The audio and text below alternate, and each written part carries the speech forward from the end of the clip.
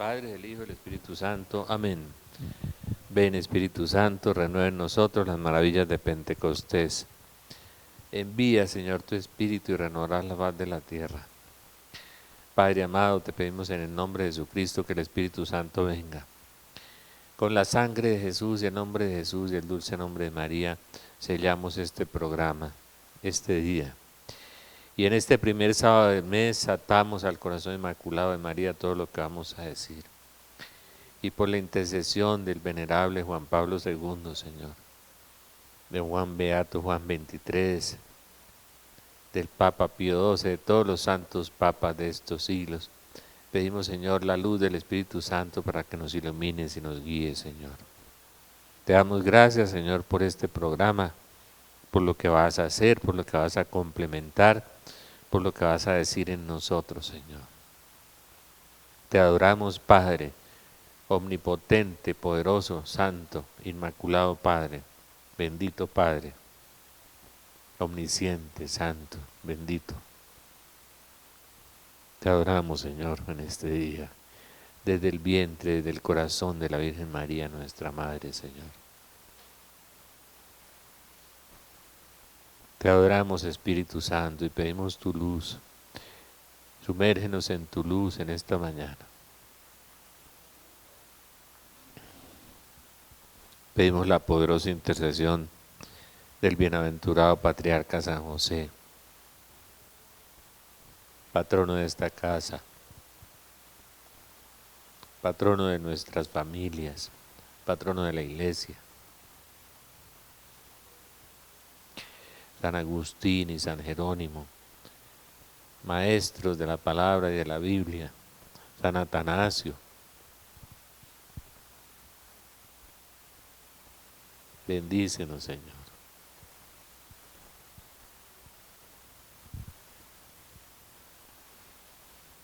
Bueno, el Papa Benedicto XVI, cuando escogió ese nombre yo me extrañé mucho porque en las profecías de San Malaquías, que le va poniendo a los papas una divisa, es decir, él no les pone nombre. San Malaquías fue un monje, no es el Malaquías de la Biblia, es el Malaquías de Irlanda, un arzobispo irlandés que fue monje, descalzo. Hace mucho que no vemos un arzobispo descalzo, ¿sí? Que quiso conocer a San Bernardo, a Bernardo de Claraval, que se había hecho ya muy famoso en Europa por las homilías, los milagros, la apologética, la defensa de la fe. Y al final de su vida San Malaquías pasó el mar y se fue al continente a encontrarse con San Bernardo, este arzobispo. Y muy humilde, no siendo un arzobispo santo, porque fue un santo, ¿no? Pues llegó al convento de los cistercienses y murió en brazos de San Bernardo, allá murió. Y profetizó 111 papas, desde la época de allá hasta hoy, poniéndoles una divisa. Los papas no le queda sino uno en la lista de Malaquías, del arzobispo Malaquías, irlandés. Y les ponía una divisa, por ejemplo, voy a ponerles un ejemplo, ¿sí? A Juan XXIII lo llamó pastor enauta, pastor y navegante. Y no ha habido un papa más pastor que Juan XXIII. Y navegante porque era patriarca de Venecia, andaba en barca, ¿no? ¿Sí? Y cada divisa coincide con las características de cada papa. Pío XII, Pastor Angelicus, y el Papa Pío XII era Pacelli, que quiere decir pastor, y era angelical, era como un príncipe. Dicen que levitaba arrodillado. Intelectualmente era un prodigio más grande que Juan Pablo II, porque este hablaba 20 idiomas, Pío XII. pastor angelical, pastor angelicus. Al Papa Pablo VI lo puso flos florum, flor de las flores. Y el Papa Pablo VI tenía en su escudo la flor de lis, la flor de las flores, y fue quien insertó en el Concilio Vaticano II en una pelea teológica ya entre cardenales y obispos de que si la Virgen aparecía o no aparecía en el concilio, y se impuso. La única imposición, porque él era muy suave, muy tierno y muy diplomático, pero su única imposición en el concilio fue insertar en el concilio y declarar la Virgen Madre de la Iglesia. O sea, la flor de las flores, Pablo VI. A Juan Pablo II le dijo de medietate lune,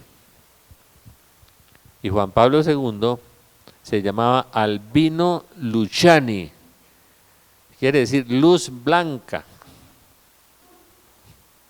de la mitad de la luna, y duró entre dos periodos lunares, 33 días. ¿Sí? Eso, este monje por allá de la Edad Media, por allá arzobispo San Malaquías.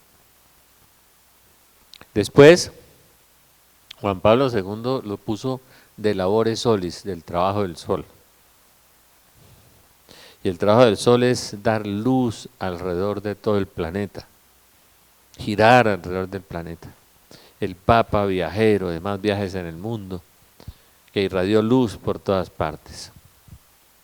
La labor del sol. Y Benedicto se llama, curiosamente, de la gloria del olivo. El olivo legítimo es Jesucristo.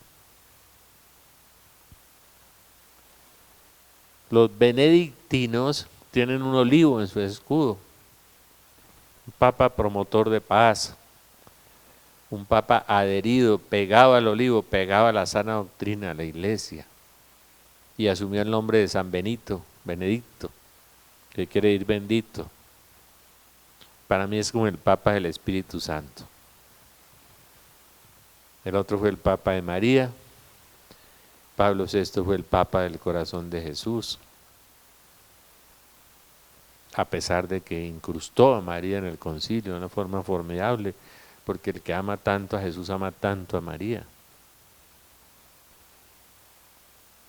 Entonces ese monje es maravilloso. Uno coge las divisas 111 y con cada papa coincide.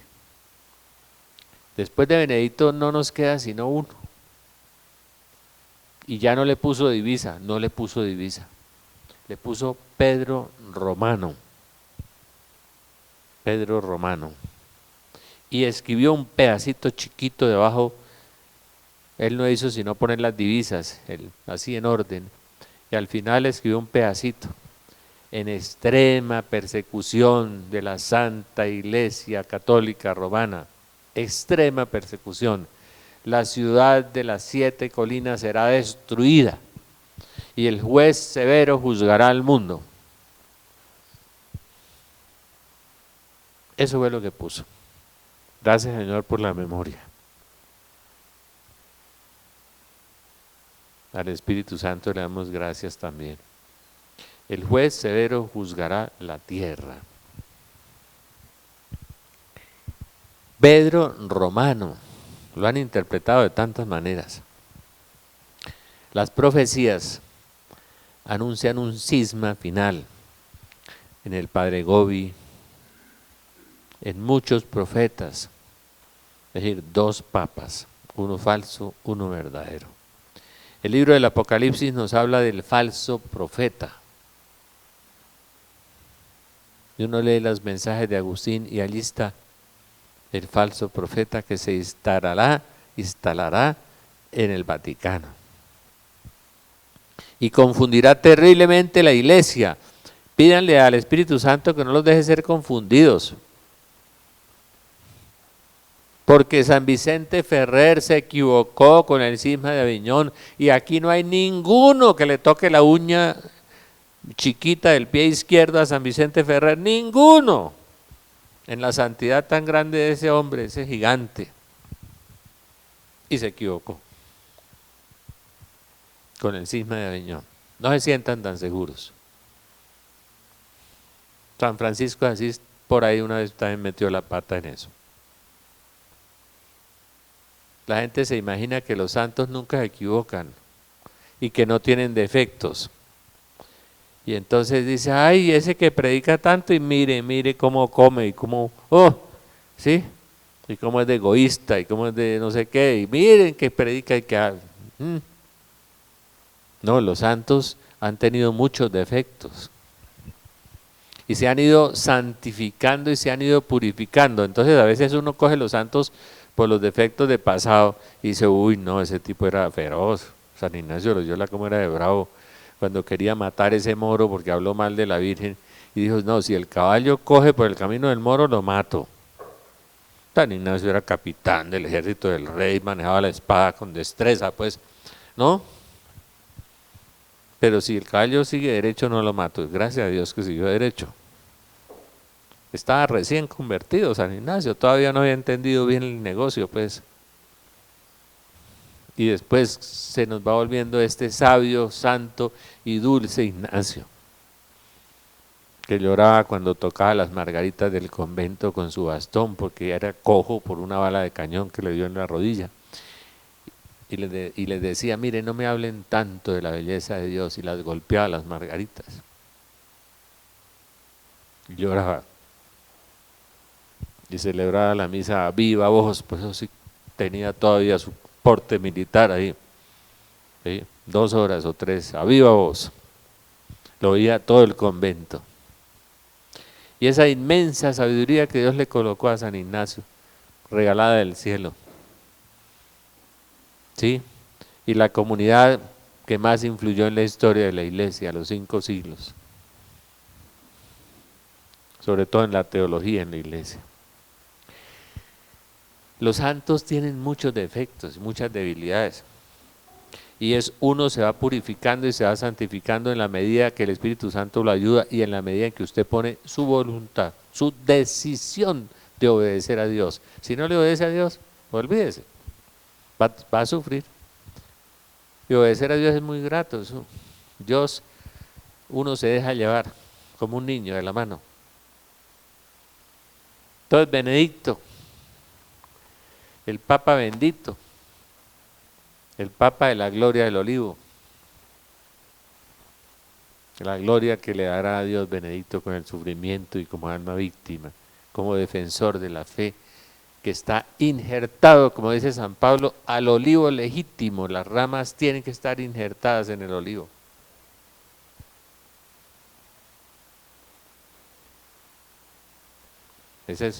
Después les hablo de un error de agronomía que cometió San Pablo, es que San Pablo no sabía agronomía, pero bueno. Y la gente dice, pues también es palabra de Dios. No, es palabra de Pablo.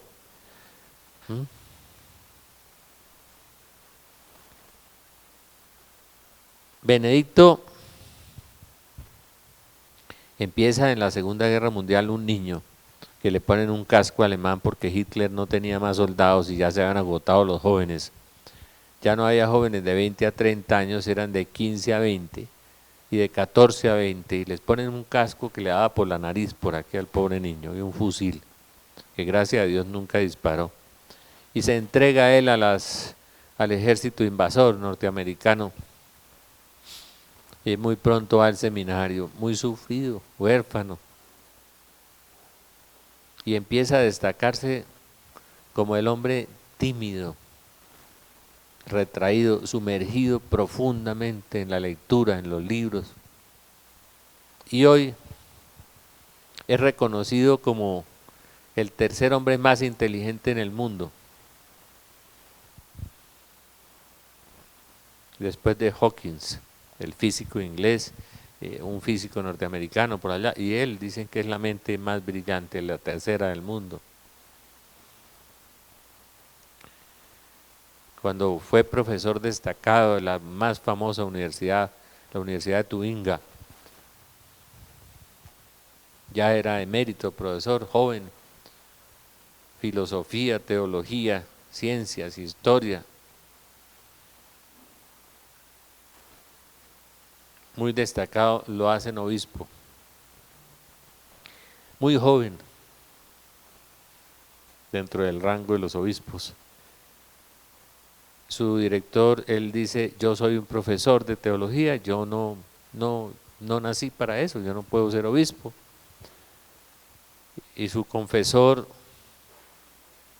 su director espiritual, lo obliga a aceptar. No sabía a dónde iba a llegar. Cuando lo nombran arzobispo de Múnich, una de las diócesis más importantes del mundo y de Alemania, se destaca por su pastoral, algo que en sus sentimientos parecía no haber. El gran profesor que ya era reconocido en Europa y en el mundo, estuvo en Colombia cuando era cardenal y profesor, descubre esa vocación de pastor, y de pastor suave y bueno, dentro de su inmensa timidez que se refleja en la posición de las manos que coloca sobre el pecho así y se retrae hacia atrás, de un intelectual muy tímido y un profesor extraordinario, un hombre, un científico de las filosofías, de la teología y de la historia. Lo hacen más adelante, lo nombran cardenal y empieza a ser asesor de los grandes, como teólogo y todo asesor de la iglesia en todas las cosas. Hasta que cuando llega Juan Pablo II, que lo conoce muy bien porque lo había leído mucho, parte de sus 80 volúmenes que ha escrito, San Agustín nos dejó 42, este lleva 80.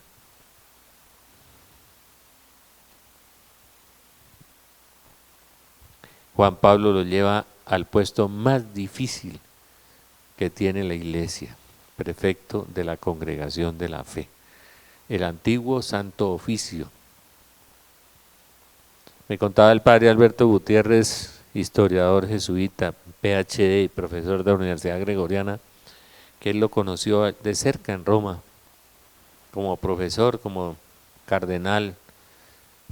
Vivía modestamente en un apartamento, cocinaba sus manzanas alemanas con el postre ese alemán que ellos comen de manzana. Él mismo compraba las manzanas en la esquina. Todo el barrio lo conocía, por eso cuando lo nombraron papa fue allá a recoger sus cosas y todos salieron a la calle. Me contaba el padre Alberto que llegaron dos teólogos alemanes famosos una vez a debatir con él unas teorías teológicas de esas, seguramente algunas herejías de esas nuevas que están soltando ahora. Y es que a las 9 de la mañana los recibió y discutió con ellos hasta las 8 de la noche sin levantar la voz una sola vez. Nunca. Ni alterarse. Con una inmensa cortesía, me decía el padre Alberto, que él tenía. A las 8 de la noche les dijo, yo pienso que ustedes tienen hambre, ¿por qué no vamos a comer? Y los sacó y los llevó a un restaurante alemán en Roma, los invitó.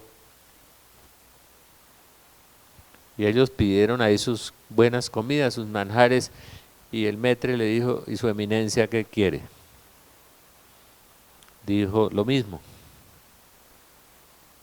Y le trajeron un café y un pan alemán de esos de 5 granos, que son tan feos para mí.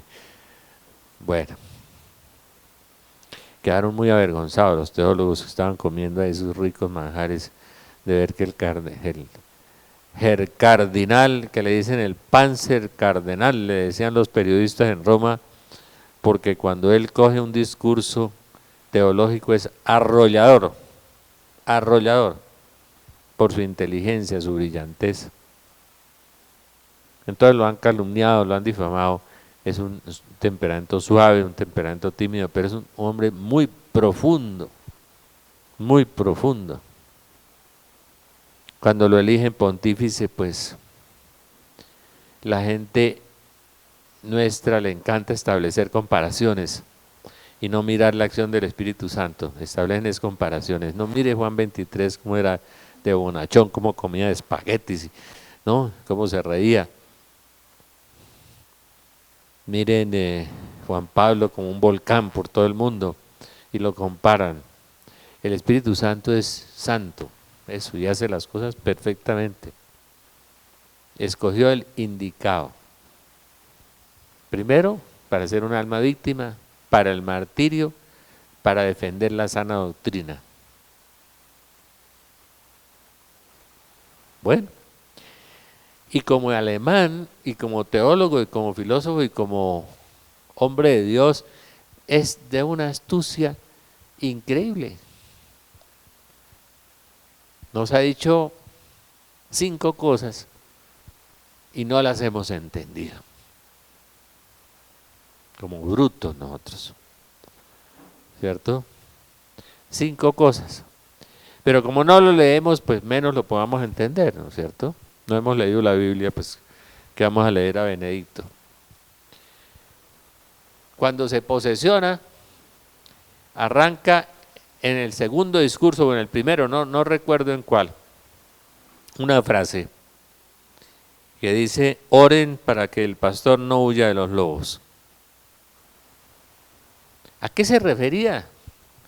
A la profecía de Don Bosco o a unas profecías antiguas de un pastor que huye de Roma, perseguido. Tal vez con la revolución en Italia que se va a desatar muy pronto por la crisis económica que ya tocó a Hungría, también ya hay 4 países que arrastrarán a Europa por completo. Los italianos son muy agresivos cuando se rebotan, como los españoles son más todavía. Entonces a la calle, porque no hay espagueti, no hay comida, no hay tarjeta de crédito, no hay banco, no hay nada, la revolución, la guerra civil. Y San Juan Bosco nos habla de una guerra civil en Italia.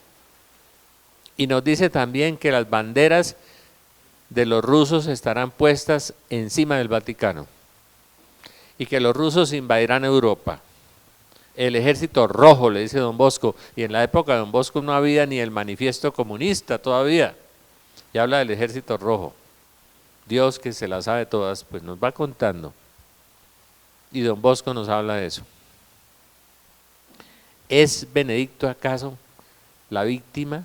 ¿Es él mismo el que pregunta, oren para que el pastor no huya de los lobos, si se refiriera a él? A él precisamente. O sea que estamos a portas, estamos a milímetros aquí de que Benedicto le suceda esas cosas. Y va en este periodo y en este periplo de discursos, él va dando frasecitas sutilmente, suavemente, elegantemente, como es él, muy elegante. Va dando las cosas y nos va diciendo lo que va a estar pasando y lo que va a pasar. Dijo una frase un día que dije, esto no lo dice sino un teólogo, y un teólogo de la dimensión de él, ¿no? Que el peso del mundo está sobre la iglesia. Nosotros somos los únicos que soportamos la pasión de Cristo porque somos el cuerpo de Cristo. Usted va a cualquier iglesia y le prometen prosperidad, milagros, plata, casa, carro, beca, y nosotros decimos cruz, almas víctimas, reparadores, tribulación. Llevamos el peso del mundo sobre nosotros, sostenemos el mundo. Cada vez que el sacerdote celebra el sacrificio incruento de Cristo, estamos soportando el peso del mundo a través de esa oferta que le ofrece el sacerdote, Cristo que se ofrece al Padre otra vez. Si no hubiera sido por las miles de misas que se celebran todos los días, estamos destruidos, acabados completamente. Y Benedicto lo dice en una frasecita, pero nadie le entiende, pasan de largo. Y él sigue diciendo cosas muy importantes. Juan Pablo II nos había hecho 2 advertencias sobre lo que está sucediendo. Una, en el Congreso Eucarístico de Filadelfia, en los Estados Unidos. No sé si el mundo secular o la comunidad cristiana se hayan dado cuenta que hemos entrado en la época de la iglesia, la antiiglesia y el anticristo. Juan Pablo II. No sé si se han dado cuenta, yo creo que ustedes tampoco, ni quieren darse cuenta, que es lo peor, ni aceptarlo. Estamos tan enraizados como las anclas del Titanic, pues, en este mundo, y en los placeres del mundo y en las materias del mundo, en la apariencia del mundo que pasa, dice San Pablo. Después Juan Pablo II en Fulda, en Alemania, vuelve sobre la carga. Eso lo hizo de cardenal la primera vez, la segunda vez ya es papa. Y en Fulda, Alemania, le pregunta por el secreto de Fátima. No quisiera hablar de guerras ni de revoluciones, ni quisiera hablar de mares que se desbordan, dijo. Y se rió. Recen, oren, y sacó el rosario y lo mostró. Y un 13 de mayo le dan un balazo que milagrosamente se va desviando y no toca ninguno de sus órganos fundamentales. El mundo no se sorprende con esas cosas. 13 de mayo, día de la Virgen de Fátima. Fátima era la hija de Mahoma, ¿no?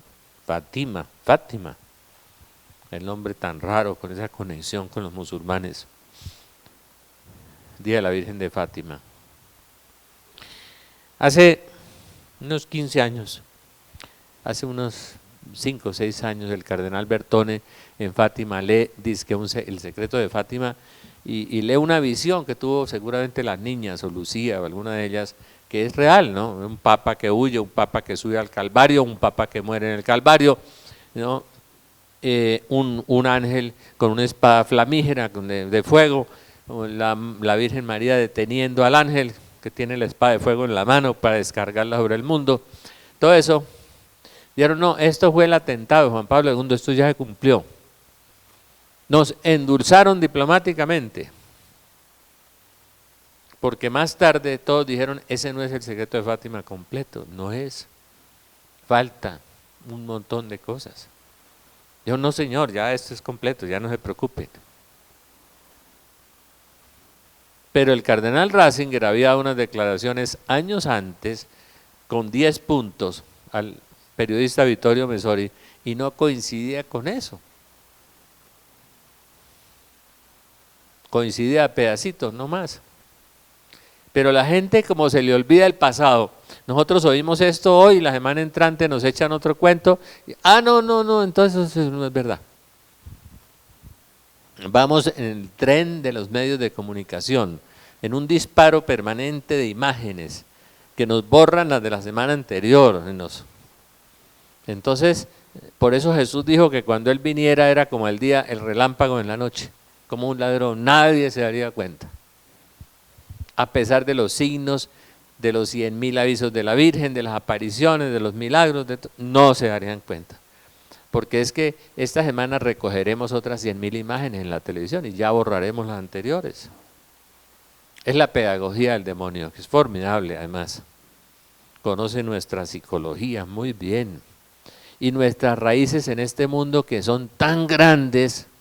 ¿Qué hago sin jabón y sin crema de dientes? ¿Y después qué voy a hacer sin tarjeta de crédito? Y sin farmacia y sin supermercado, ¿qué voy a hacer? Y sigo enraizado y agarrado con las patas y manos a todas las bienes materiales, al ego, a todas las cosas, al poder, al dinero, al placer, a la moda. Y Benedicto va abriendo la brecha. Cuando Juan Pablo II, y dice Agustín que Juan Pablo II iba a ser el papa que debía huir de Roma, y que la Virgen le dio el placito, porque dice Lucrecia, la vidente de la Divina Voluntad en Puerto Rico, que Juan Pablo II se inmoló. Entonces me puse a rebuscar al padre Gobi y dice, yo vendré por él después de su inmolación. Después de la inmolación vendré por él y yo personalmente lo recogeré. Es mi papa, el papa de mi secreto. Y dice esta señora que él se inmola, o sea, se ofrece como víctima, como sacrificio, y ofrece su sufrimiento por la iglesia, porque después de ese 13 de mayo, él empezó a flaquear. Otro día se cayó en el Vaticano, se rompió una cadera, otro día, y empezó a desbaratarse el pobre hombre físicamente, a inmolarse por la iglesia, por nosotros se inmoló ese hombre. Y dice Lucrecia que le dilató al mundo 7 años. Nosotros, como no sabemos discernimiento ni nos gusta, empezamos a descalificar al padre Gobi, sacerdotes, obispos, laicos. Ay no, el padre Gobi se equivocó, dijo que en 1998 estaría abierta la puerta para la aparición del anticristo, dijo que en el 2000 sería la tercera guerra mundial. Ay, ese cura es un falso profeta. Eso es lo que la gente comenta, pero comenta por ignorantes, porque nunca han leído la Biblia, porque nunca han estudiado discernimiento.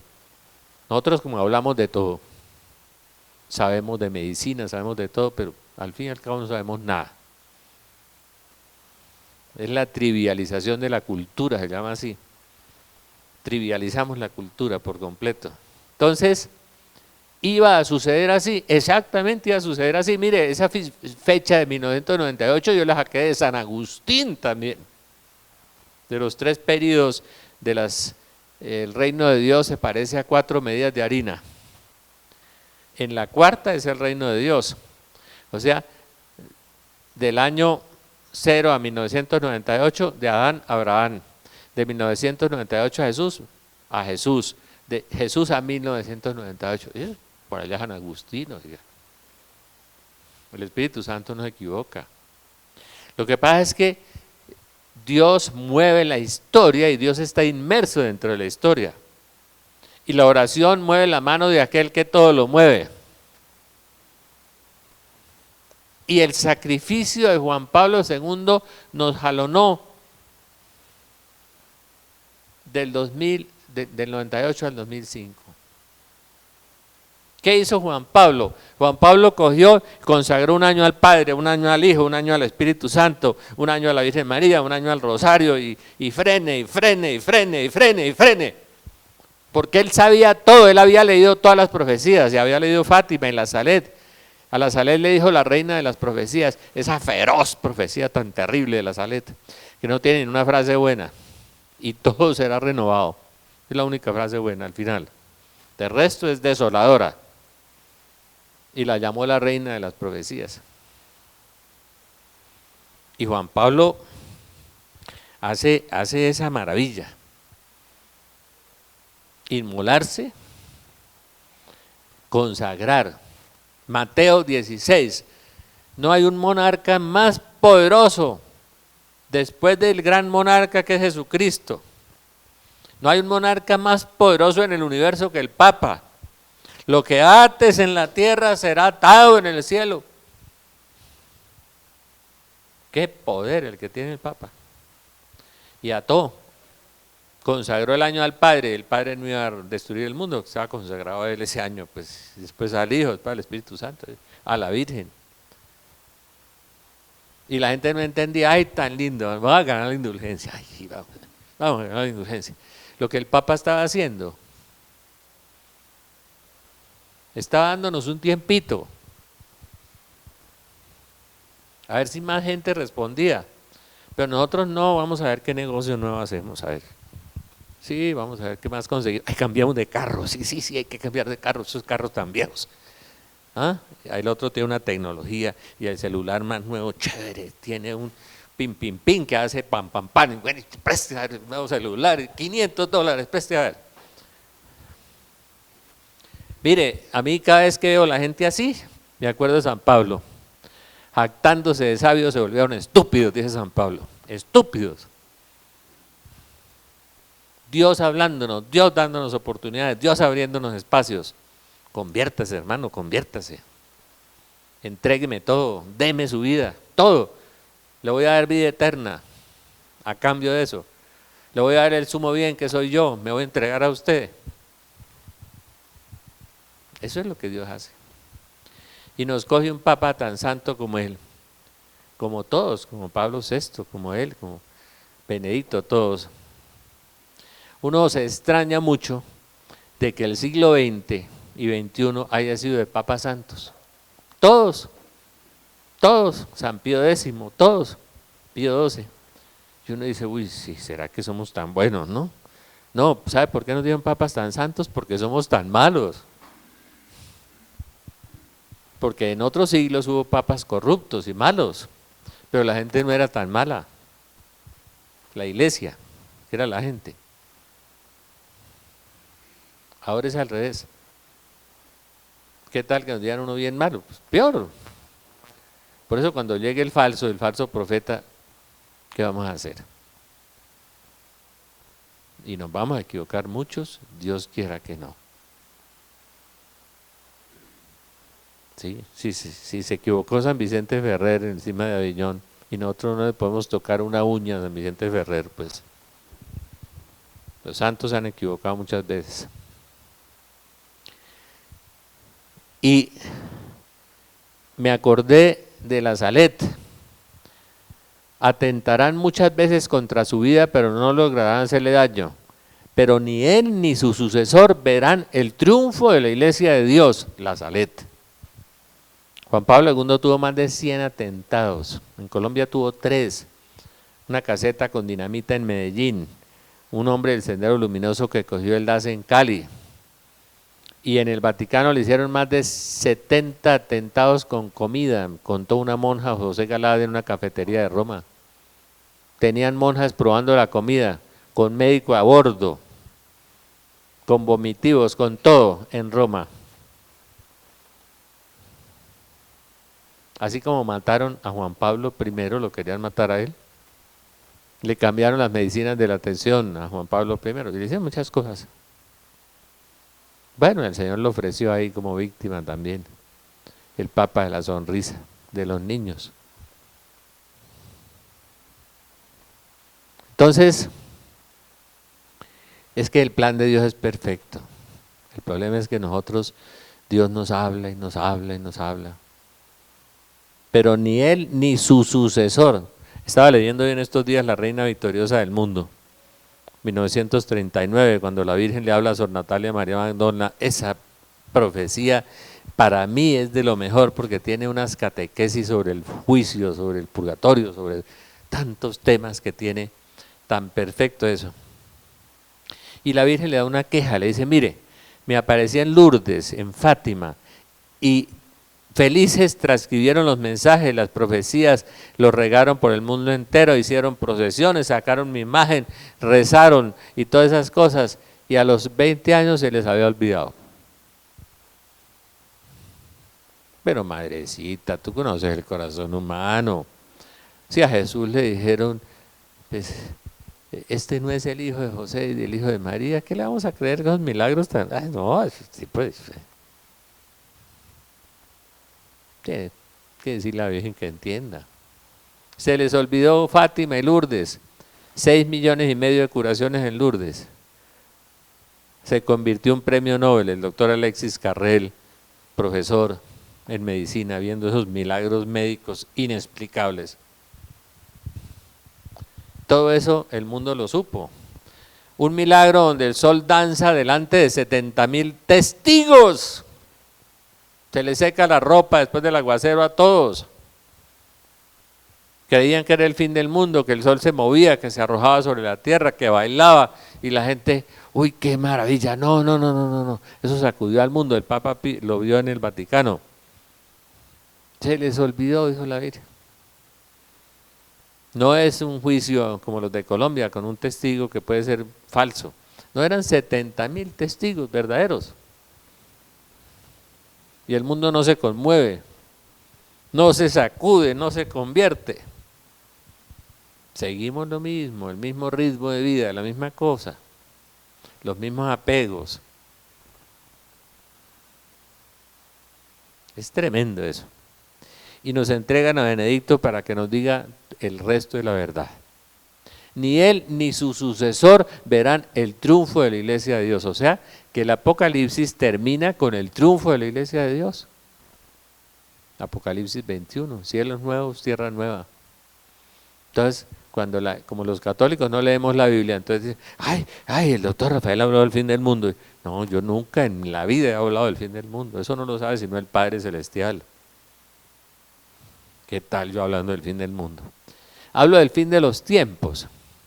Y eso se llama el juicio de las naciones. La profecía de San Malaquías dice, el juez severo juzgará la tierra. No es el juicio final, es el juicio de las naciones, de estas naciones corrompidas del mundo entero. Ninguna se salva. Nosotros le echamos la culpa a Chávez y a Putin. No, ninguna nación se salva. Están corrompidas, todas. En Colombia hay un montón de falsas profecías, que si le consagran el país al corazón inmaculado de María, al otro día salen los guerrilleros en la Plaza de Bolívar andando de rodillas. Hombre, no sean bobos, ingenuos. Estamos violando la alianza, y cuando se viola la alianza, miren la Biblia, el pueblo de Israel es castigado, fustigado, desterrado, derrotado. ¿Por qué? Porque violó la alianza, y nosotros hemos violado esa consagración, que es una alianza de 1903, la violamos todo el día. Y creen que si un obispo se lee una fórmula, al otro día se acabó esto, y nos convertimos en la Arcadia del Caribe, pues el paraíso terrenal. Eso es falta de mire, es eso, y conocer la Biblia. Cuando las alianzas se hacen entre dos partes, ¿no? Dios y el pueblo, y si el pueblo no responde, Dios lo reprende.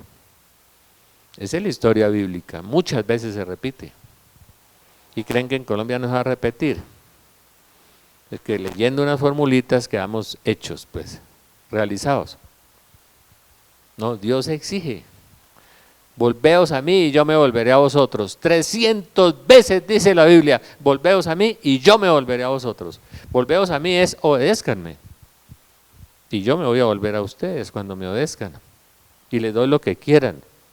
Les doy paz, les doy amor, les doy lo que quieran, lo que necesiten. Volveos a mí y me volveré a vosotros.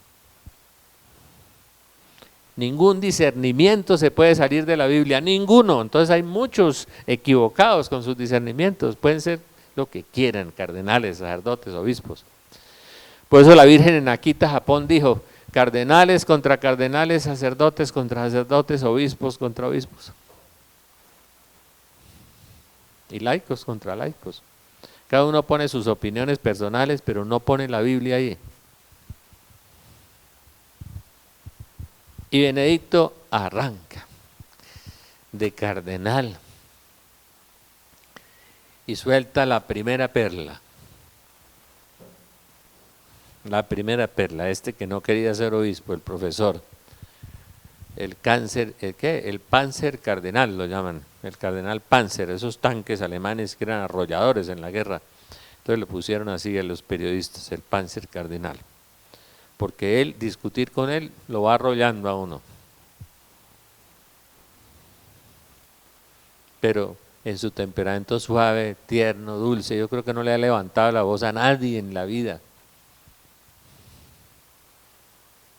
Tiene esa mansedumbre como de Juan 23, porque Juan Pablo era muy santo y muy bueno, pero yo lo vi una vez amonestando a los mafiosos de Sicilia, y Virgen Santísima, les echó una maldición con el puño así, y les decía que estarían sometidos al juicio de Dios.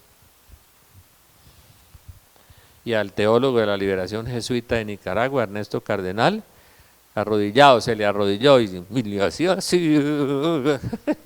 le dio un regaño delante de todo el mundo. Pero un hombre santo. Es que el Espíritu Santo no destruye la naturaleza del hombre, la perfecciona. La perfecciona. Y Juan Pablo era un polaco vehemente y santo, contemplativo y bueno, un corazón grande. Pero el otro es un intelectual tímido. Es una máquina de pensar y medio místico además. Saca su primera perla, su segunda perla. Cuando era cardenal, A él le llegan 170 apariciones de la Virgen y él todo eso lo tiene que leer y pasar por sus manos. Y enterarse de todo. Está mucho más enterado que nosotros en cuestión de apariciones. Y leerlo todo. La única que aprueba el Vaticano, 1988 creo que fue, es Akita, Japón. La hermana Áñez Sasagawa, Áñez Cordero, sorda, tiene locuciones de la Virgen. La imagen de la Virgen llora 101 veces, lágrimas de sangre. El obispo Ito, para que no comprometan a los japoneses y no digan que es trampa, trae genetistas, biólogos, ¿sí? Los trae del Japón, de Corea, perdón, para analizar la sangre. La sangre tiene ADN, la sangre tiene tipo de sangre, tiene RH, tiene todas las cosas completas. Cada vez que lloran, los coreanos recogen las lágrimas, las analizan en sus laboratorios, hacen las cosas y es perfecto. Analizan la estatua, la escanean para ver si la estatua no tiene un hueco por dentro, si no tiene algún depósito, escanean la estatua también. La examinan los científicos todos y concluyen que es un hecho sobrenatural.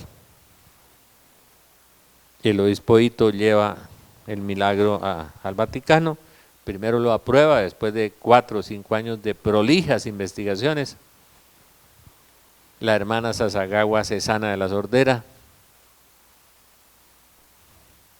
y llega a manos del cardenal la investigación, cardenal Ratzinger,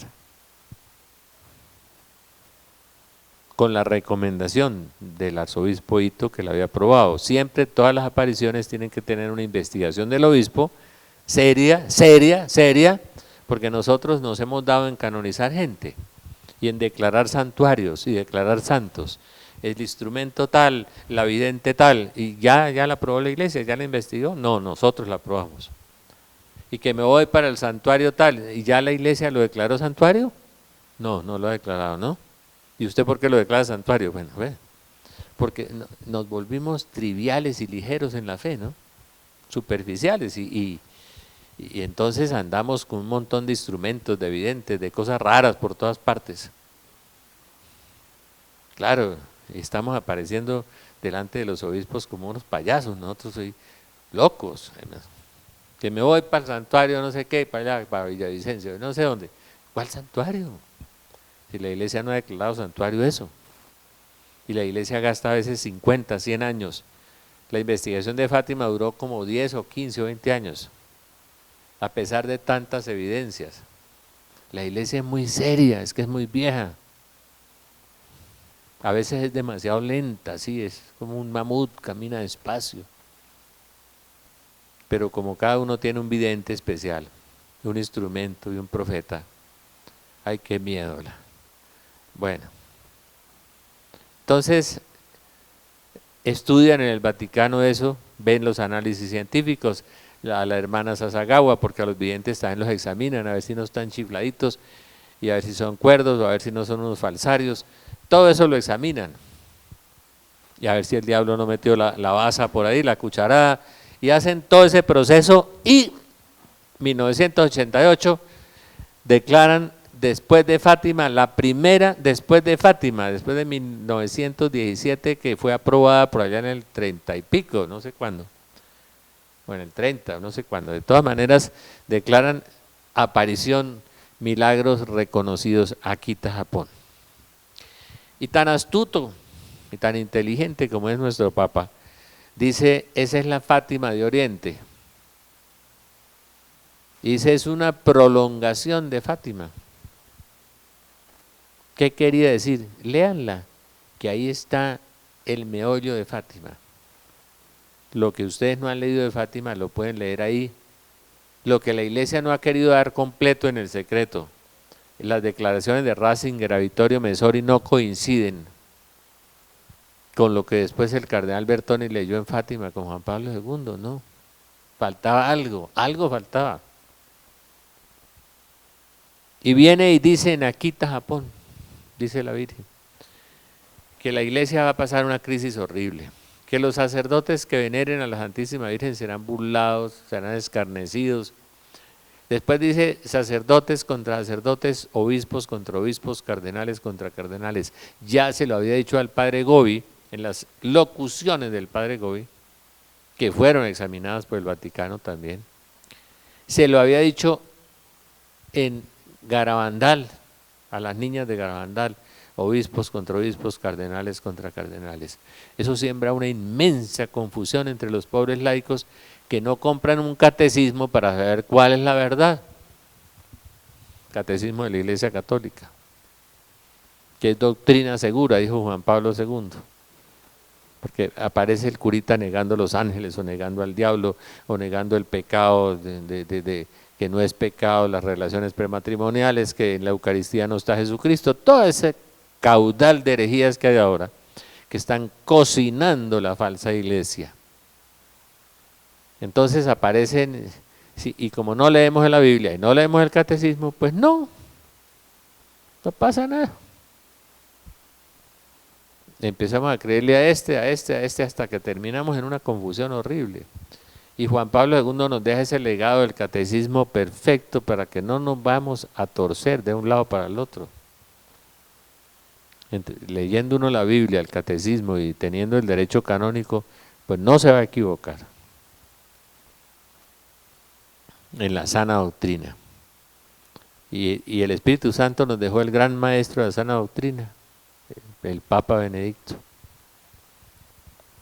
¿Sí? Por eso es tan vilipendiado, tan perseguido, tan calumniado, porque no se mueve ni un milímetro hacia ningún lado. Lo que la Iglesia ha sostenido 2000 años, ahí está él. Entonces, termina Akita Japón diciéndonos cuál será el castigo de Dios sobre el mundo. Claro, si ustedes no se convierten, vendrá el Padre Celestial y castigará la tierra. Y dice, un diluvio de fuego. Un diluvio de fuego. Y uno lee Isaías 66 y al final de Isaías 66 dice, viene el Señor con gran poder y con fuego, dice, con fuego viene. Lee San Pedro, segunda carta, dice, los cielos en llamas se disolverán, los elementos abrasados se fundirán. Lee Malaquías, al final habla del fuego sobre la tierra. Las profecías particulares, cuando empatan con la profecía bíblica, es maravilloso, porque la profecía particular simplemente explicita la profecía bíblica. Un diluvio de fuego. Hay comunidades en Bogotá donde dicen, no, ay, la misericordia de Dios, ay, no. La Virgen le habla al Padre Gobi del diluvio de fuego. Y dice que es que se junta la justicia con la misericordia, dice. ¿Por qué? Porque Dios quiere salvar a los justos y purificar al mundo y volver al plan original, a un planeta perfecto, con un paraíso y con unos hombres felices. Eso se llama apocatastasis, por eso el Apocalipsis termina en el capítulo 21 del Apocalipsis. Por eso la Virgen dijo en la Salet, la iglesia será pobre, humilde, despojada e imitadora de las virtudes de Cristo. Yo con mi amigo Francisco tenemos un dolor muy grande. Cuando Agustín dice que ve unos patios llenos de sacerdotes en el infierno, uno se estremece. Se estremece. Cuando la Virgen dice que los que niegan el infierno son los primeros que van a caer ahí, terrible. Claro, le están quitando a la gente una base, o sea, peque tranquilo y se va para el cielo. Entonces le quitan el evangelio, se lo tachan pues de un borrón. Entonces, ¿para qué nos esforzamos? ¿Para qué practicamos los sacramentos? ¿Para qué? Para nada. Porque de todas maneras vamos a salir bien. Entonces es una teología absurda y la gente se las come, claro, porque es la comodidad. Por eso la falsa iglesia va a salir de ahí. De unas licencias y de unos permisos de pecar muy buenos. Akita Japón. Benedicto abre ese periplo en 1988. Y segundo paso que da Benedicto cuando lo nombran papa, oren para que el pastor no huya de los lobos. La profecía de Don Bosco, las profecías del papa que huye de Roma, la revolución en Italia, la estoy viendo encima, encima. Ya se quebró Hungría, ahora van 4 en Europa. Eso es como un huracán, los van a arrastrar a todos hasta que Europa se quiebre y Estados Unidos también. Y aparece El Salvador, el hombre sin ley, y aparece el papa falso. Y el fin de la profecía de San Malaquías, que sigue después de Benedicto, sigue Pedro Romano. No le puso una divisa como a los otros papas. En extrema persecución de la iglesia, extrema persecución, la peor de la historia. No van a poder viajar, no van a poder comer rico, no van a tener con qué pagar los servicios, ni tarjetas de crédito. Cada ciudad será una mega prisión, una cárcel. En estos días vino una señora que tiene unos dones muy grandes, que trabajaba con el padre Guillermo en Liberación, y el Señor le muestra muchas cosas. Una señora muy humilde, vino a orar por mí, fue al apartamento. Me dijo, doctor, vi tantos soldados en China, vi millones y millones y millones y millones y millones de soldados, vestidos como de un uniforme gris negro, y con un fusil muy raro que yo no conozco, seguramente un armamento bien sofisticado, bien raro. Pero es que son tantos millones que usted no se imagina. Me acordé de la Virgen en Conyers, Estados Unidos. China, Rusia y Corea son el trío de la muerte. Y Don Bosco hablando de la invasión al Vaticano de los rusos. Y Ezequiel hablando de la invasión a Israel de Rusia. El año pasado el señor Putin abrió un corredor muy bueno. En 3 días destruyó a la pobre Georgia, una pequeña nación, la despedazó. Y no hubo ONG, ni hubo derechos humanos, ni protestas, nada, ya no hay protestas. Nada. ¡Guau! Se los comió y abrió el corredor para bajar a Israel. Georgia. Pero no nos damos cuenta, no pasa nada. Ay, no pasa nada. Tan rico que estamos viviendo. Como un relámpago en la noche, Hijo de Jesús. Así será la venida del Hijo del Hombre. Estarán casándose, comiendo, bebiendo y haciendo negocios. Y divorciándose, rico. Un diluvio de fuego que lo ve mi amiga Nelly en Medellín, un diluvio de fuego sobre el mundo. Yo vi una noche en un sueño, caían miles y millones de meteoros sobre la tierra, millones, mire, atravesaban los edificios de lado a lado, pasaban, incendiaban todo. No se me olvida, porque los sueños de Dios no se olvidan. Los de los frijoles, los de anoche ya se olvidaron, pues.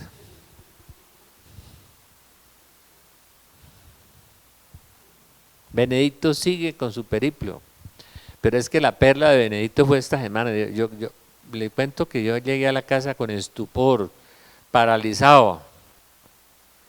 Llegué paralizado. Abrió Fátima con un sermón y dice, es decir, algo que la iglesia había dicho, no lo dijo. Es decir, lo que dijeron allá cuando abrieron el secreto de Fátima, dijo, esto no está terminado. Se atrevió a decir, Fátima está vigente y las profecías están vigentes. Lo que nos habían dicho allá era, ay no, ya se cumplió el secreto con lo de Juan Pablo II. Dijo, no, Fátima está vigente, está vigente. Y arranca una hermosa homilía. A él hay que leerlo despacio porque es muy profundo. Muy profundo.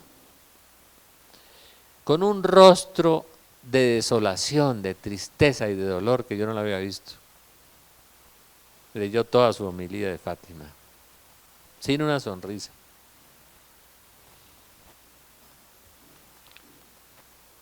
Dijo, en una de las cosas que dijo, 2 cosas dijo importantes.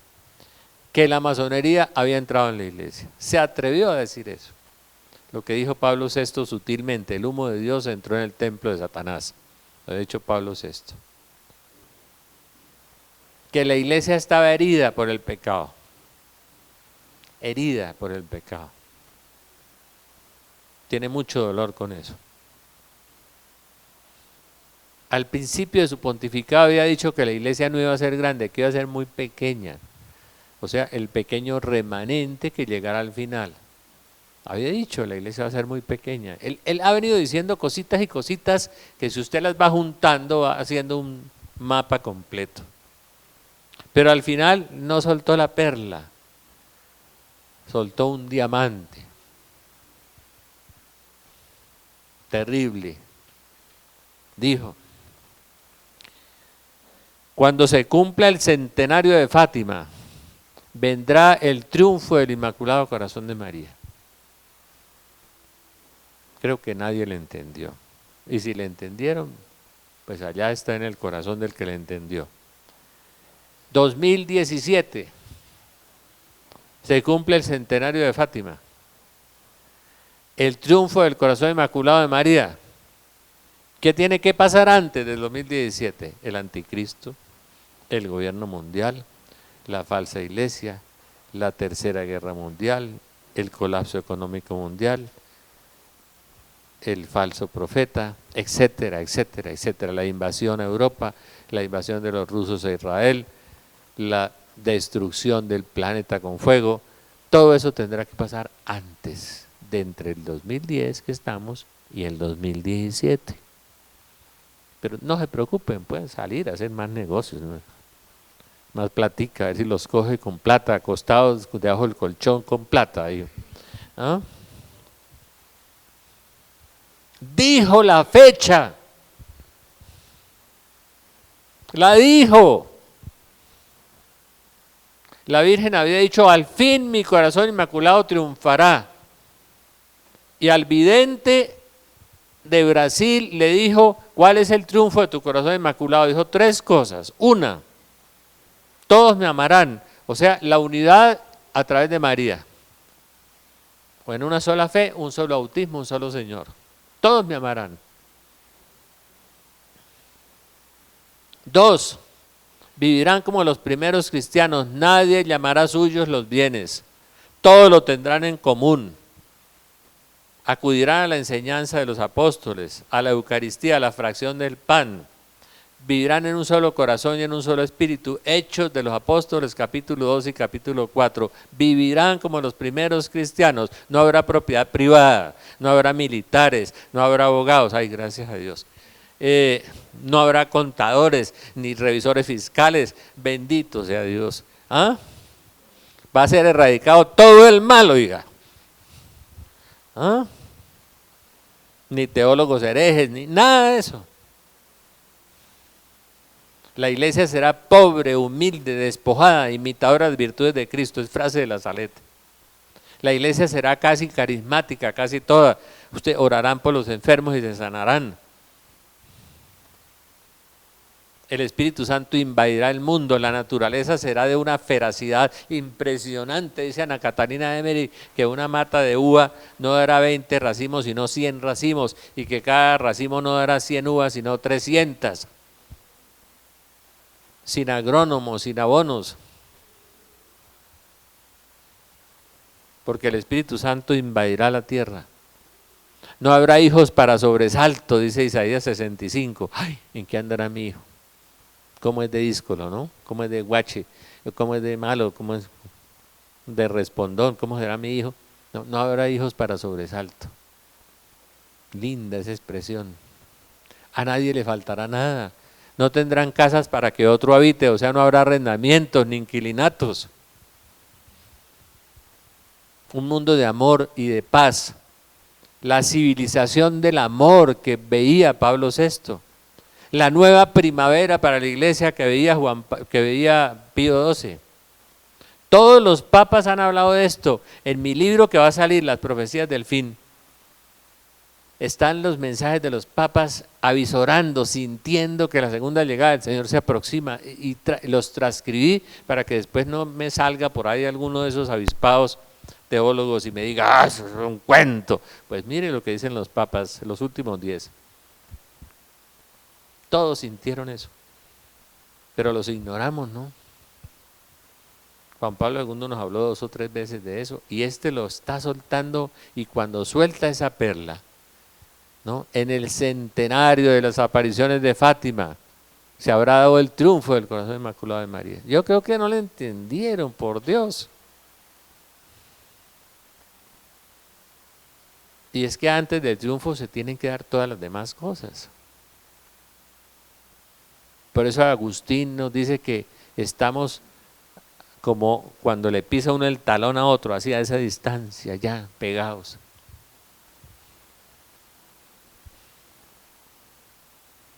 Mis cálculos, y no me ufano, ¿no? No me las doy de cacao porque eso es el Espíritu Santo. Yo no me puedo apropiar de las cosas del Espíritu Santo.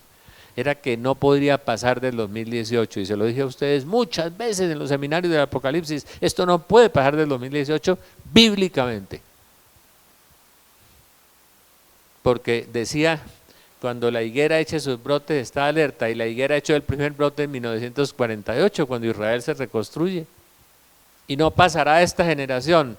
Salmo 90, una generación tiene 70 años. 1948 más 70, 2018. No pasará esta generación hasta que todo esto suceda. El fin de los días comenzó con la reconstrucción de Israel, lo dice Ezequiel capítulo 38. Ahí comienza el fin de los días. Y no pasará esta generación, la generación de la higuera, hasta que todo eso suceda. Mateo 24, Lucas 21, Lucas 17, Marcos 13, y el resto de lo que dice Daniel, y lo que dice Ezequiel, y lo que dice Isaías, y la lluvia de fuego del capítulo 66 de Isaías, está ahí, en San Pedro está, hasta que todo esto suceda. Y Benedicto se atreve a decir eso. Ha venido diciéndonos muchas cosas, pero como no es volcánico ni es impetuoso como Juan Pablo, pues no lo escuchamos. Ay, viejito con una vocecita ahí que, ¿ah?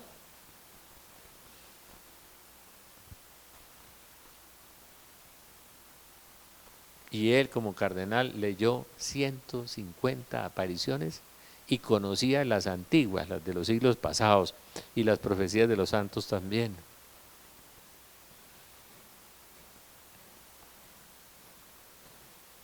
De manera que nos habló con mucha claridad.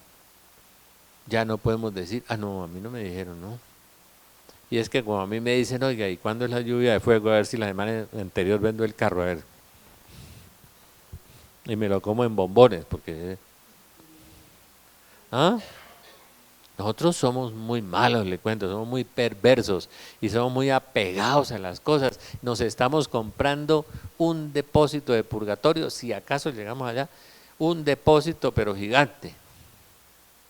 El Señor diciéndonos, conviértase, conviértase, conviértase, hermano, entrégueme su vida, no se agarre de nada, agárrese de mí. Entrégueme su corazón.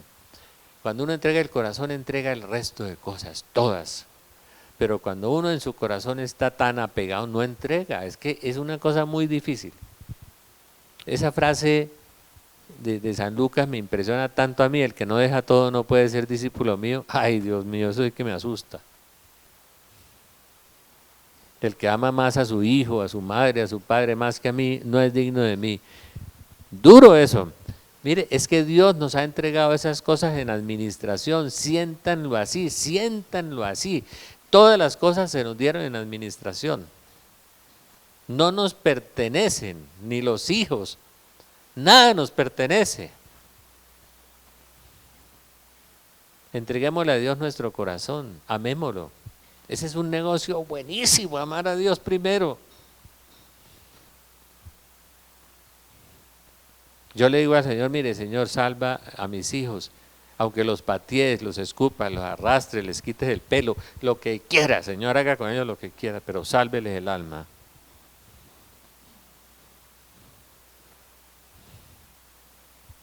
y a orar por ellos y entregarlos. Es que no los entregamos tampoco.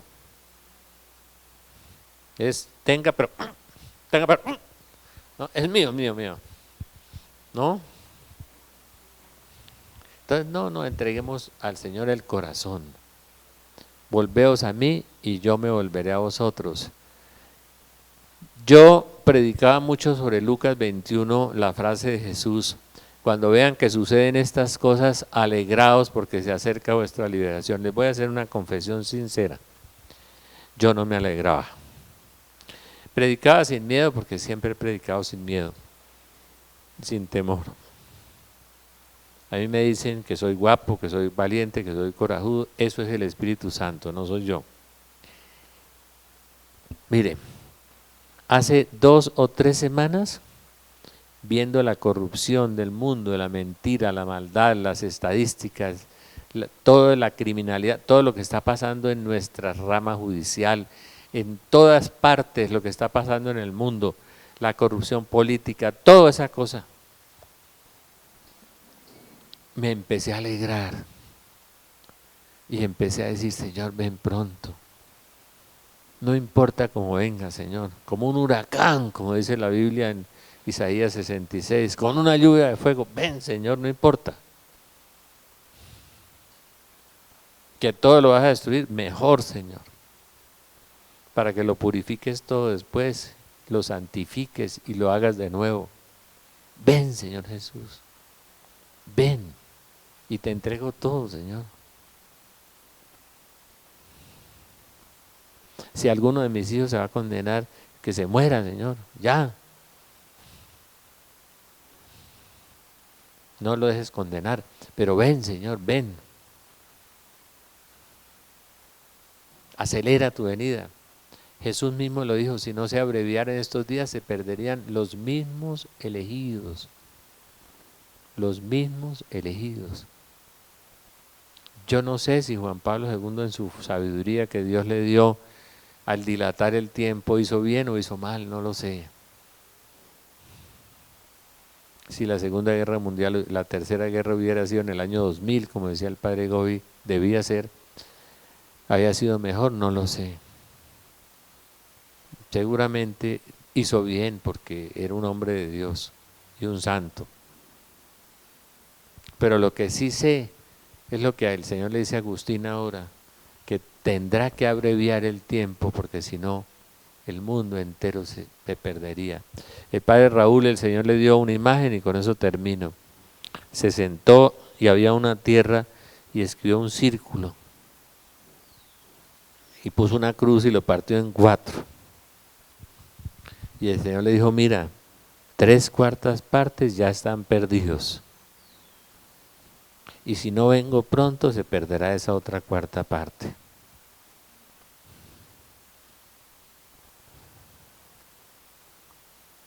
Si no fuera por el aviso y por el milagro que vendrán ya pronto, yo creo que se perdería el 97%. Billy Graham dice que Estados Unidos solamente el 2% vive bajo la ley moral. Y yo respeto mucho al doctor Graham, al pastor Graham. Era el amigo íntimo de Juan Pablo II y es un hombre de Dios. Dice solamente el 2% en Estados Unidos vive bajo una ley moral. 2%. El dato. Y ellos investigan a lo norteamericano, pues la iglesia más seria de Estados Unidos, la iglesia bautista de Billy Graham, de los evangélicos. De modo que oremos, volvámonos al Señor con todo el corazón, entreguémosle el corazón. ¿Cómo nos cuesta, no? Ser religiosos es muy fácil, pero entregar el corazón y el resto de cositas es muy difícil. Entreguémosle al Señor todo. Y Dios es generoso. A mí me pueden preguntar, un día les voy a dar el testimonio. Cómo fueron mis 8 cirugías, cómo fueron todas mis cosas. Ya les daré el testimonio. Cuando no tenía EPS, ni cosas de salud, ni nada, andaba por la calle solo.